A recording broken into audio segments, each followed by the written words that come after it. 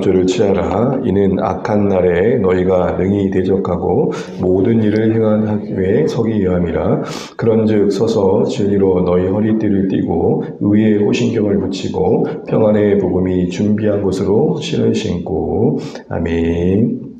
네, 오늘도 기도의 자리에 함께해 주셔서 감사합니다. 고난주간 3일차 하나님의 전신갑주 세 번째 말씀 나누겠습니다. 우리가 하나님의 전신갑주를 살피면서 전제하고 있는 것은 신자의 삶과 그 인생의 여정이 영적 전투라는 것이죠. 각오한 만큼, 작정한 만큼 살아내지 못한 데는 우리의 연약함도 있지만 그 하나님 나라를 향한 여정에 쉼없이 개입하고 간섭하는 악한 자의 해방도 있다는 것 기억해야 된다. 이게 지금 바울이 성도들에게 얘기했던 것입니다. 그러니 거기에 맞는 무기로 우리를 무장해야 된다는 것이죠. 그러나 그것은 우리가 무엇을 더 해야 된다는 측면이기보다는 이미 주신 은혜를 누리다. 이게 사실은 하나님의 전신갑주의 중요한 핵심입니다.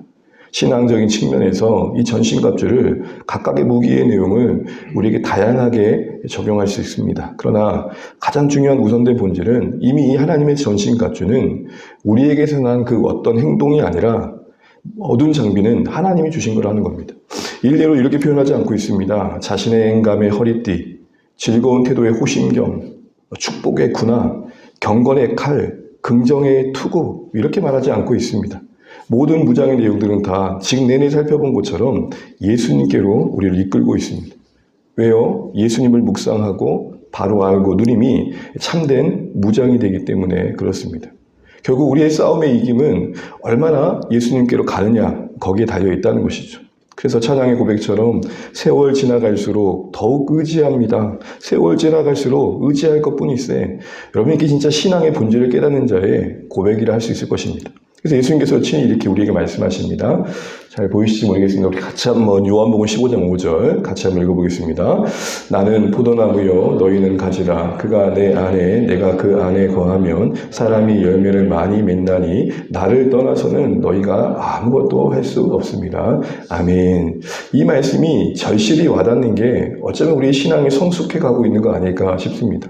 어줍은 열심과 또한 뭔가 부족하지만 그것을 인식하지 못하고 내가 하면 할 수 있다. 나 아니면 안 돼. 했던 생각들이 점점 내려놔질 수밖에 없는 게 이 말씀 앞에서 항복하기 때문일 것입니다. 자, 이걸 전제로 이제 오늘 우리도 세 번째 무장을 볼 텐데요. 보시는 것처럼 오늘 세 번째 무장은 로마 군사들이 신었던 신과 연관되어 있습니다. 평안의 복음이 준비한 것, 그것이 우리의 신이 된다라는 것입니다. 보시는 모양처럼 로마 군사들이 당시 신었던 신은 가죽을 붙여 만든 두꺼운 밑창에 징을 받았습니다. 징을 받았다는 것은 산악화 같은 게 보통 그렇죠. 밑에 바클 같은 게 있다는 겁니다. 그래서 뒤로 밀리지 않도록 미끄러지지 않도록 하는 그런 장치가 되어 있었습니다. 그리고 맨발보다는 이 신을 신을 때 좀 더 민첩하게 기동할 수 있었고 그 과정에 어떤 장애물 그로 인해서 뭐 가시밭길을 지난다든지 돌짝발을 지난다든지 어떤 뾰족한 덫에 발이 부상당하지 않도록 보호해줬던 거죠. 그러니 그만큼 더 멀리 갈 수 있고 더 빨리 목적지에 갈 수 있었습니다.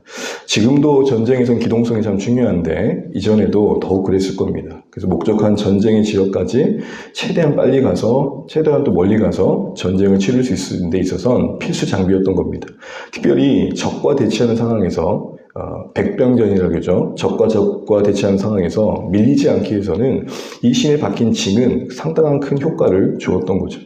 그래서 결국 군인이 목적한 자리까지 가고 거기까지 도달하고 거기서 학고부동한 자세를 지키는 데 있어서 오늘 이 신발은 큰 역할을 했던 것입니다. 자, 이 그림을 염두하고 신앙의 현실과 연결지어 보자는 것이죠.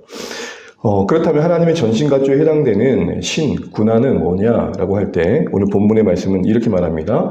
평안의 복음이 준비한 것. 이걸 이해하기 위해서 이전 번역본인 개역 한글, 우리가 보통 지금 보고 있는 거는 개역 개정 수정 4판이죠. 성경이 이렇게 조금씩 번역되는 것은 원어에 가깝게 조금 더 다듬어가는 과정입니다. 근데 개역 한글 때는 약간의 표현이 중의성을 가졌습니다. 평안의 복음에 예비한 것, 이걸로 표현됐습니다. 이 복음의가 두 가지로 설명이 됐었는데 대부분 많이 해석되기는 이 의라는 강형사가 목적격으로 해석돼서 이렇게 설명됐습니다. 평안의 복음을 예비하라. 그러니 이런 메시지가 나오는 거죠. 평안의 복음을 선포할 준비를 하라. 어디서든지 예수님의 복음을 전할 준비를 해라 라고 말을 하는 것입니다. 틀린 내용이 전혀 아닙니다. 그러나 원문에 그리고 문맥에 고려를 해볼 때 사실은 이 복음의라는 개역 한글의 내용은 복음이라는 주격이 맞습니다. 이 을과 이가 확연한 메시지의 차이를 만들어내기 때문입니다. 그래서 개역개정이 이 부분은 번역을 참 잘한 것이죠. 그래서 개역개정은 뭐라고 하고 있습니까? 평안의 복음 이입니다. 평안의 복음 을이 아니라 평안의 복음 이입니다. 악한 자와 싸운다는 측면의 문맥에서 그리고 문법적인 요소를 고려해보면 복음의는 복음이라는 주격으로, 그러니까 주어가 복음이 되어야 된다, 이 얘기를 드리는 것입니다. 그럼 평안의 복음이 준비한 건 뭘 의미하느냐? 풀어 말하면 복음이 주는 평안으로 준비되어야 한다는 것입니다. 우선 주목할 것은 주어가 복음이라는 측면입니다. 목적어가 아닙니다. 우리가 주체가 되어 복음을 전한다, 이런 메시지 이전에 복음이 주어가 되어 우리를 이끌어 가야 된다. 사실 이게 더 강조점입니다. 그러다 보니까 준비되어야 할 대상의 초점이 우리 입장에서 듣는 대상을 향한 준비라기보다는 전하는 자로서의 우리 자신이 먼저 준비되어야 된다. 이게 메시지의 초점인 것입니다. 그럼 누가 먼저 복음을 들어야 되는가라고 질문할 때 이렇게 말하는 것이죠. 먼저 전하는 자신에게 복음이 들려져야 된다. 지금 그 얘기를 하고 있는 것입니다. 우리 자신이 신자된 우리가 믿지 않는 자들에게 나아가기 전에, 세상 나아가기 전에 이 복음이 주는 평안으로 먼저 충만해져야 된다. 이걸 조금 더 말하자면 복음이 좋은 소식이라고 할 땐 나에게 먼저 좋은 소식이 되어야 된다라는 것입니다. 충분히 나에게 좋은 소식이 되어지는 게 전제되고 있다라는 것입니다. 그래야 영적 전투를 이길 수 있다는 것입니다. 그래야 이 힘겨운 싸움을 버텨낼 수 있다. 지금 그 얘기를 하고 있는 것입니다. 사역을 하지만 우리 마음이 공허할 때가 있습니다. 주님을 전한다고는 하지만 내 마음에 그 전하는 주님이 정녕 기쁨이 되지 않을 때가 많습니다. 내 문제는 산적해 있는데 내가 사역을 해간다? 말은 그렇죠. 우리가 주님의 일을 하면 주님이 우리 일을 해주신다. 아주 틀린 말은 아닐 것이지만 현실적으로 그게 와닿지 않을 때도 있다라는 것이죠. 그런 우리의 실제 속에서 우리가 정말 필요한 게 뭔가 할 때 내가 전하는 복음이 진짜 내 복음이 먼저 되어야 됩니다. 내가 전하는 예수님이 나에게 먼저 진짜 기쁨이 되어야 된다. 지금 그 얘기를 하고 계시는 겁니다. 그럼 복음이 뭡니까? 너무 많이 들어보시는 설교의 내용일 텐데 헬라어로는 좋은, 안겔리온, 소식, 좋은 소식이라는 의미입니다. 이것은 당시에 황제와 관련돼서 썼습니다. 황제가 태어난다든지 황제가 새롭게 등장하고 등극한다든지 어딘가의 도시에 방문할 때 이 표현을 썼었습니다. 왜 황제가 태어나거나 방문하거나 찾아오게 될 때 유앙겔리온이었는가? 이것은 황제가 올 때 그곳의 도시에 쉽게 말하면 특사가 있었습니다. 황제 방문 기념으로 옥에 갇혀있는 옥사에 있는 사람 중에 풀려난 일이 있었고 도시 사람들에게 하사품이 주어졌던 거죠. 그러니까 황제가 오면 좋은 겁니다. 우리 예전에 어디서 기억을 보게 되면은 뭐 삼촌이 온다든지 고모가 온다든지 이모가 온다 그러면 항상 양쪽 손에 봉다리 가득하게 과자를 갖고 왔단 말이에요. 그러니까 삼촌이 온다 그러면 좋은 소식인 거죠. 바로 그 단어를 지금 바울은 의도적으로 쓰면서 진짜 복음이 뭐냐라는 질문을 해보는 것이죠. 당시 사람들에게는 황제의 그 위엄과 권위로 그것을 통해서 혜택이 복음이었다면 지금 바울은 그 단어를 일부러 써서 오버랩해서 우리가 진짜 복음으로 고백해야 할 분은 다른 것이 아니라 영원하신 하나님 오직 예수님이 주관하고 계시는 왕이시다는 것, 그분만 진짜 통치자시라는 것, 그게 진짜 우리에게 복음이라는 것을 강조하고 있다는 것입니다. 바로 이것이 확인되어진 신자 안에 이루어지는 고백이 바로 평안이라는 것이죠. 모든 것을 주님 대신 주님이 주관해 가신다. 이것은 우리의 구원이 주님께 달려있음을 말하는 것이고 우리의 구원 이후에 인생과 필요한 모든 것이 주 대신 예수님께 달렸다는 것이고 그 가정에 우리가 맺혀야 할 모든 열매가 주님께 달렸다. 지금 그 얘기를 하고 계시는 겁니다. 그리고 이처럼 이 복음의 본질인 예수님이 통치하신다. 이것이 우리에게 진짜 좋은 소식이 될 때, 정말 나에게 와닿을 때 그것을 안에 누리는 게 뭐냐? 평안이다. 지금 그 얘기를 하는 것입니다. 그러므로 평안의 복음이 준비한 것이라는 의미는 복음이 선포하는 그대로 예수님이 우리의 심령의 안에 주님 되신 그분의 소유 됨을 누림으로 우리의 심령이 그 평안을 맛보게 되는 것입니다. 그분의 통치 아래서 우리가 안심하는 겁니다. 안달할 수밖에 없는 우리의 삶이 주의 통치 아래서 안심하는 것입니다. 그리고 이때 이 평안은 우리를 든든하게 합니다. 마치 비유되어지는 것처럼 전장에 맨발이 아니라 튼튼한 신발을 신는 것과 다를 바 없어서 웬만한 충격은 다 흡수하고 그 어떤 거친 길도 담대하게 걷게 되는 것입니다. 그 어떤 찔림도 문제되지 않는 것입니다. 앞서 로마군이 신었던 신발이 가장 두꺼운 가죽으로 여러 번 더 겹쳤다고 했지 않습니까? 겹겹이 쌓인 두께만큼 찔리지 않았을 것입니다. 그러기에 이 평안은 비유되는 것처럼 가장 튼튼한 우리의 신발이 되어서 전투에서 견고하고 확고부동한 자세를 지킬 뿐만 아니라 우리의 발걸음이 그 나라를 향한 그 걸음들이 가벼워지고 묵묵히 이어가는 은혜로 이어진다는 것입니다. 바로 이 무장이 절실하다라고 이제 바울이 말하는 것이죠. 평안을 전하러 가기 전에 내 안에 먼저 평안이 있어야 된다. 왜일까요? 악한 영이 힘없이 그 평안을 빼앗기 때문입니다. 고난이 너무 지나치면 평안을 잃습니다. 염려가 너무 커버리면 옴짝달싹 못합니다. 때로는 그 사역의 현장에, 삶의 현장에 만나는 여러 상황들 속에, 사람들 속에 미움과 시기와 비교가 마치 뾰족한 덫처럼 우리를 찌릅니다. 찔린 만큼 아픕니다. 찔린 만큼 초라해집니다. 찔린 만큼 상심케 됩니다. 그리고 우리 안에 어느새 평강이 상실됩니다. 비난과 때로 거절과 핍박의 압박감도 마찬가지입니다. 나는 사랑하고 귀한 마음으로 섬겼는데 상대방은 또 사람들은 결국 나를 밀쳐내는 것 같은 압박감으로 내게 와닿을 때 우리 실족하게 됩니다. 그래서 하나님 나라를 위해 살아갈 우리의 발걸음이 무겁고 무력해지고 있어야 할 자리를 지키지 못하고 이탈해져 갑니다. 여러분 이제 삼일절에서 눈치를 채신지 모르겠지만 결국 모든 공격들 앞에 대응되는 무기들의 결론은 그 자리를 지켜내는 것. 그래서 영적 전쟁의 승리는 뭡니까? 서 있는 것이죠. 바로 이때 필요한 게 뭐냐? 평안의 복음이 준비한 것으로 신을 삼으라는 것입니다. 복음이 주어가 되는 인생 되어가라는 것입니다. 복음이신 예수님이 주어인 삶과 사역이 되게 하라는 것입니다. 삶과 사역의 모든 가정의 일들과 가정의 결과들은 예수님의 주관하신 말에 맡겨드리고 내게 허락하신 그 삶을 묵묵히 최선을 다하라는 것입니다. 때로는 그 가정에 실패가 있을 겁니다. 참 쉽지 않은 건 사역을 하다 보면 어려운 게 기대했던 만큼, 소망했던 만큼 현실이 받쳐주지 않을 때입니다. 그 꺾인 기대감과 실패감은 우리의 평안을 앗아갑니다. 우리 부족함에 심한 죄책감을 느끼게 합니다. 또는 이런 두려움도 같습니다. 하나님께서 실망하시면 어떨까? 그 두려움이 불안감을 만들고 자책하듯 조바심에 자신을 들들 볶는 열심으로 나아갈 때가 있습니다. 그 사람을 때로는 주저앉기도 하지만 이대로 있으면 받을 복마저 받을 복마저 못 받는다라는 강박관념에 열심을 냅니다. 여러분 신앙의 열심이 참 중요하지만 열심이 무엇으로 말미암느냐는 더 중요한 것이죠. 사역자인 저 자신도 그럴 때가 있습니다. 내가 정신 차리지 못하면 우리 교회 복음 못 받는데 내가 최선을 다하지 못하면 받을 복음마저 다 나가는 거 아니야? 그러니까 그런 조바심과 불안감에 자꾸 나를 재촉하고 들들 볶는 겁니다. 지금 들어가는 것보단 조금이라도 더 머물러 기도한 듯 그래도 머물러 있는 게 하나님 교회에 주신 복의 방법 아닐까? 그런 생각을 하는 겁니다. 무슨 생각이죠? 나 아니면 안 돼. 내가 반드시 해야 돼. 그런데 여러분 찬양의 고백처럼 우리 주님 우리에게 이런 고백을 원하십니다. 나는 부족하여도 영접하실 터이니. 아무리 최선을 다해도 우리는 하나님 앞에 못난 사역자들이고 아무리 열심을 다한다 해도 우리는 하나님 앞에 아무것도 냈을 수 없는 부족한 신자들입니다. 그런데 그 모습이 우리에게 너무 커 보이게 되면 우리는 결국 평안을 잃게 됩니다.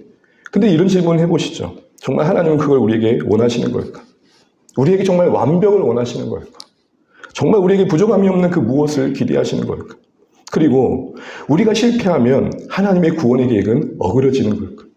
우리가 전도의 대상을 내 연약함에 의해서 포기하고 끝까지 섬기지 못하면 그 사람은 정말 천국 가지 못하고 지옥 가는 걸까? 정말 그렇습니까? 우리의 구원의 연약함, 우리의 구원의 하나님의 나라에 참여함에 우리의 연약함이 우리를 괴롭힐 수는 있지만 여러분 그렇기 때문에 그 결과로 그 사람이 정말로 지옥 가게 되는 겁니까? 하나님의 구원의 계획이 우리 실패에 자초되는 것입니까? 그렇지 않다는 것을 알아라 라는 것입니다. 우리 실패보다 크신 주님께서 여전히 모든 구원과 인류의 역사를 주관해 가신다는 사실을 주목하고 평안을 잃지 않고 우리 연약함을 하나님께 맡겨드리는 게 우리에게 요구하시는 신자의 승리의 자세입니다. 악한 자는 교묘합니다.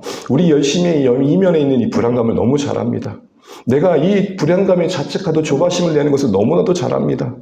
그 성공으로 나를 말하고자 하는 교만도 너무 잘합니다. 그래서 평안을 무기 삼아 우리 평안을 앗아가는 방식으로 그 평안을 빼앗는 것을 무기 삼아 우리를 공격하는 것이죠.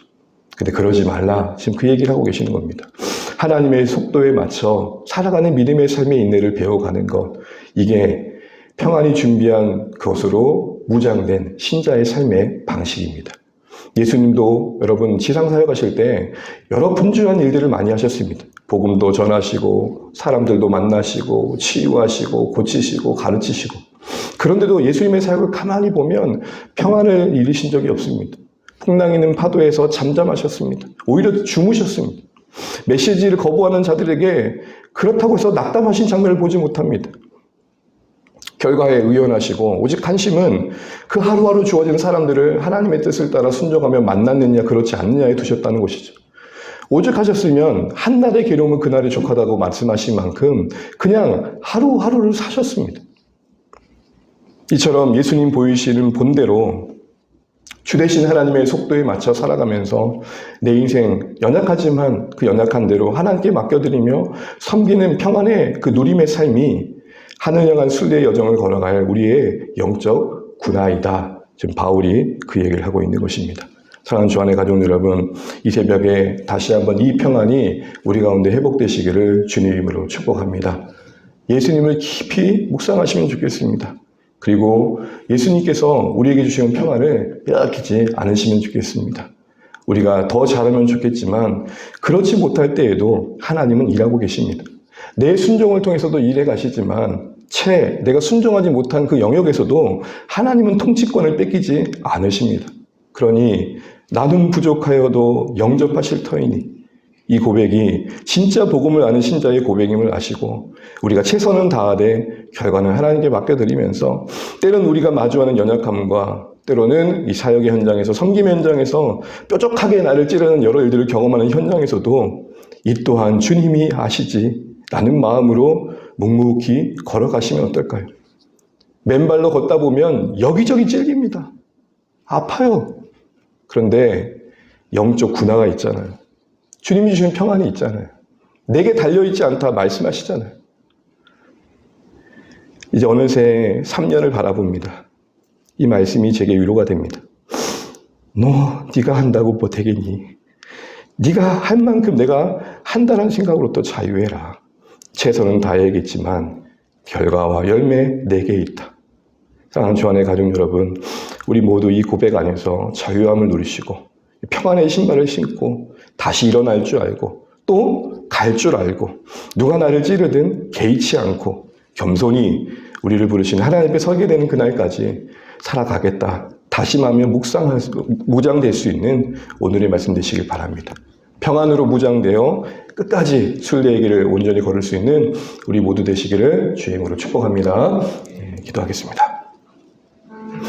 네, 오늘도 주신 말씀 기도하실 때 하나님 오늘도 우리가 전신갑주의 군 신발을 묵상합니다. 평안의 복음이 준비시켜준 그 은혜가 우리가 입혀시함을 고백합니다. 이 평안을 우리가 무장되게 하시고 그래서 우리에게 달려있지 않으며 하나님께서 주관하고 계신다는 사실 우리의 인생과 사역의 현장에 삶의 모두와는 마주하는 현장에 고백되어지게 하셔서 불안감과 조바심에 들들 볶는 우리의 인생이 아니라 기다릴 줄 알고 때로는 실패 앞에 겸손히 배울 줄 아는 또 안 되는 일들 속에서도 하나님이 여전히 일해 가신다는 것을 보일 줄 아는 넉넉함 주셨으면 좋겠습니다. 우리 주 안의 모든 가족들이 이런 평안 안에 무장되어져서 끝까지 완주할 수 있는 은혜 있으면 좋겠습니다. 하나님 우리에게 기대하시는 것 완벽이 아니라 신실한 완주인 줄 압니다. 이 시간 그 은혜를 구하는 복된 시간 되면 좋겠고 그 주님을 더 묵상하시면 좋겠습니다. 그리고 우리 와락을 앞두고 부활주의 그래도 초대되어진 분들 그날에 은혜 있게 해주시고 또 우리도 사랑하는 마음 잃지 않게 하시고 그날에 혹시 함께하지 못하지만 계속해서 기도해야 할 영혼들 이 새벽에 같이 이름 불러 기도하시면 좋겠습니다. 하나님의 속도에 맞춰 우리가 섬겨가면 좋겠습니다. 하나님의 때에 그들을 부르실 것을 바라보며 포기하지 않으면 좋겠습니다. 사랑하는 자녀들을 위해서, 여러분 가정을 위해서 같이 기도하시다가 오늘 평안 중에 돌아가시겠습니다. 기도하겠습니다.